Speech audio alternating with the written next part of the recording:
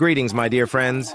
If today's joke gave you a chuckle, don't forget to subscribe. It's free, and it'll make us even closer as friends. Mary was confiding in her blonde friend Julie over a cup of coffee.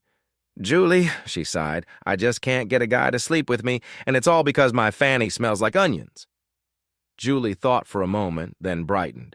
"Don't worry, love. I know just the guy, Johnny Fury. He's got no sense of smell. He won't notice a thing." Relieved, Mary took her advice, and later that night she ended up in bed with Johnny. But halfway through the action, Johnny suddenly stopped and muttered, "Blimey, your fanny reeks of onions." Mary's eyes widened.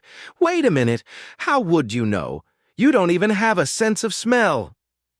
Johnny wiped his eyes and groaned. "Yeah, but I can't stop crying."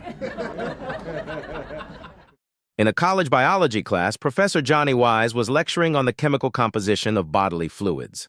As he explained the high glucose levels found in semen, a young freshman woman raised her hand. "Professor, just to clarify, you're saying that semen contains a lot of glucose, like sugar?"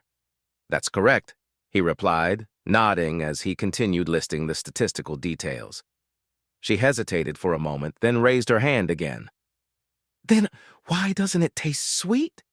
A stunned silence filled the room. Then in an instant, the entire class erupted into laughter. The young woman's face turned beet red as the unintended implication hit her.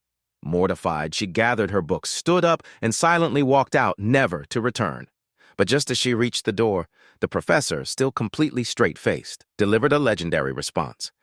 "It doesn't taste sweet, because the taste buds for sweetness are on the tip of your tongue, not the back of your throat."